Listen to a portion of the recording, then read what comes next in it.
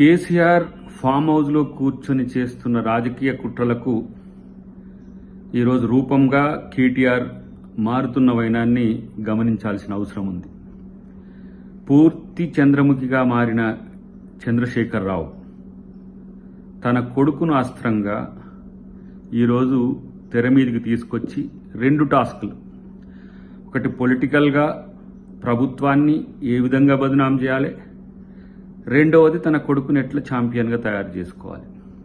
అదే ఇప్పుడు జరుగుతున్న తంతు.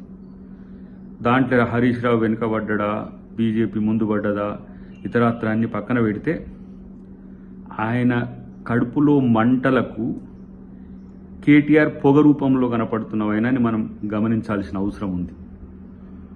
సంవత్సరం కాకముందే ఏ రకమైన కుట్రలు చేస్తే మళ్ళీ మనం ప్రజల్లో ఉండగలమని చెప్పి ఇలాంటి ఒక పనికిరాని చెత్త టాక్టిక్స్తో ముందుకొస్తున్నారు. అధికారుల మీద దాడి చేసి కూడా సమర్థించుకునే స్థాయికి దిగజారిన మిమ్మల్ని ఏమనాలనో అర్థం కావట్లేదు. ఏ పదాలు తిట్టినా వేస్టే. ఎవడైనా ప్రభుత్వంలో ఉన్నోడు రాజ్యాంగబద్ధంగా ఈరోజు వచ్చిన ఆఫీసర్ మీద దాడి జరిగింది, దాన్ని ముందు ఖండించాలి. ఖండించకుండా ఎస్ మేమే చేయించిన అన్న వాళ్ళను మిమ్మల్ని ఏం చేయాలి, ప్రజలకు ఆక్రోశం వస్తే దాడులు చేస్తారు, ఎవరి మీదనైనా కోపం వస్తే చేస్తారు. ఇట్లా సగవలుపుతున్నాడు కేటీఆర్ అండ్ కో. ఎస్ రేపు కాంగ్రెస్ కార్యకర్తలకు కూడా కోపం వస్తుంది, మీ మీద అట్నే తిరగబడి దాడులు చేయమని చెప్పాలన్నా మేము?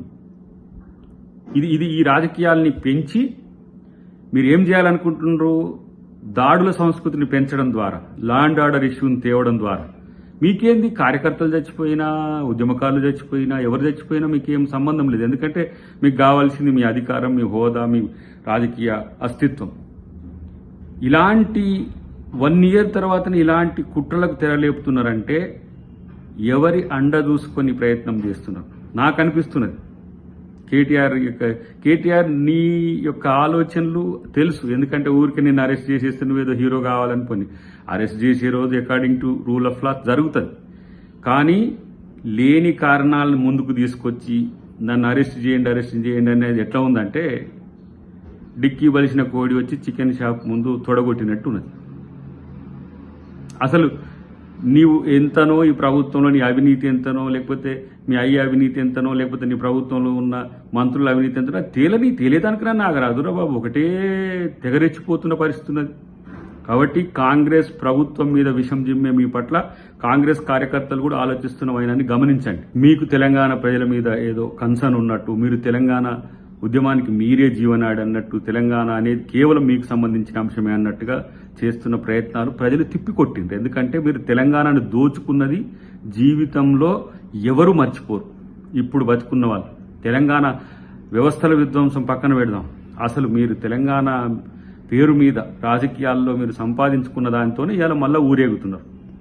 అదే కొంతమంది ఎవరో మిత్రులను పెట్టుకొని మీడియాలో, అదే కొంతమంది ఏదో సోషల్ మీడియా మిత్రులను పెట్టుకొని ఊరేగుతున్నారు తప్పితే మీ వైపు ప్రజలే లేరు. ప్రజలు లేకుంటేనే మీ నాయకులను రౌడీలుగా మారుస్తున్నారు మీరు. ఇదా రాజకీయ సంస్కృతి?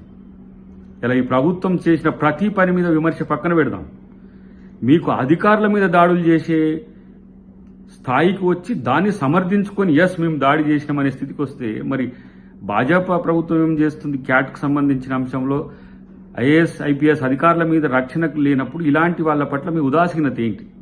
మీరు కూడా ఇలా బీఆర్ఎస్ కార్యాచరణతో కలిసిపోయినరా? వాళ్ళు మాట్లాడే భాష మీరు మాట్లాడుతున్నారా? ఆలోచించుకోండి. డెఫినెట్గా ఇది కాంగ్రెస్ ప్రభుత్వం సమర్థవంతంగా ఎదుర్కోగలుగుతుంది.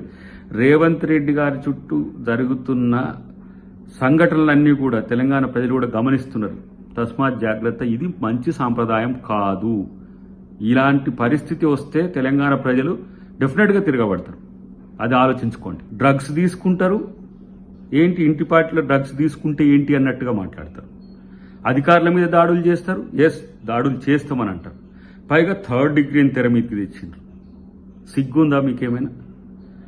నేరెళ్లలో దళితులు, ఇతర బీసీ కులాలకు సంబంధించిన నాయకులు మీ ఇసుక దందాకు అడ్డం వస్తే జీవితంలో కాపురానికి పనికి రాకుండా చేసిన చరిత్ర మీది.